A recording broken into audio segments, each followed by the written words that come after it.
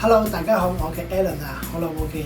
我哋每個星期喺日本咧就收翻好多唔同嘅潮流產品，而每個星期咧就會介紹一件產品嘅。今次介紹咧就係個流動冷氣棒啦。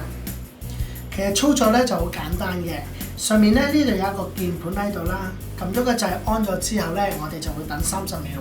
30秒後咧，大約有溫度5度到嘅，就將佢貼喺我哋嘅皮膚上邊，咁大家就會有一種冰嘅一樣感覺啦。除咗冷凍之外，仲有發熱嘅功能㗎，只需要安咗個掣，撳咗個發熱掣，大約1分鐘到，佢就會去到38至60度嘅，咁冬天係最啱用啦。